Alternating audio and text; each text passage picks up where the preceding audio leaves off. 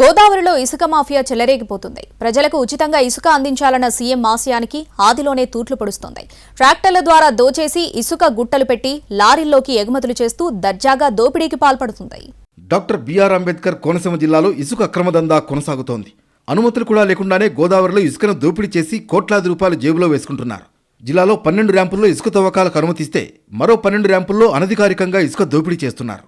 ర్యాంపుల్లో దళారీల పెత్తనం నడుస్తోంది.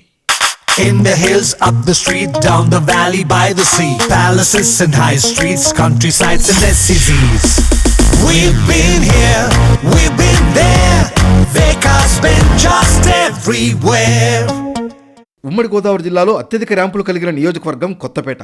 ఈ నియోజకవర్గంలో ప్రభుత్వం అధికారికంగా 10 ర్యాంపులకు అనుమతిస్తే అనధికారికంగా 20 ర్యాంపుల వరకు ఇసుక మాఫియా నిర్వహణ చేస్తోంది. అధికారిక ర్యాంపులను నిర్వహించేందుకు టెండర్లను పిలవగా అవి ఇంకా పూర్తి కాకుండానే ఆయా ర్యాంపుల్లో తవ్వకాలను చేపట్టారు. గోపాలపురం ఇసుక ర్యాంపుకు అనుమతి లేకపోయినా సరే అక్కడ ఇష్టానుసారంగా తవ్వకాలను సాగిస్తున్నారు. నిర్వహణ పేరుతో భారీగా వసూలు చేపట్టి పార్టీ నేతలు జేబులు నింపుకుంటున్నారని విమర్శలు వినిపిస్తున్నాయి. పి గన్నవరం నియోజకవర్గంలోనూ ఇదే పరిస్థితి కొనసాగుతోంది. పొట్టిలంక, కొండకుదురు లంక, శానపల్లి లంక గ్రామాల్లో రాత్రి సమయంలో అక్రమంగా ఇసుక మట్టి రవాణా జోరుగా సాగుతోంది. లంక గ్రామాలను ఆనుకుని ఉన్న గోదావరి నదీపాయల్లో అక్రమంగా ఇసుక తవ్వకాలు విచ్చలవిడిగా కొనసాగుతున్నాయి.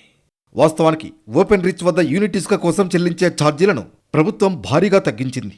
టన్ను ఇసుకకు 60 నుంచి 100 రూపాయల లోపు మాత్రమే ఛార్జీలుగా ప్రకటించింది.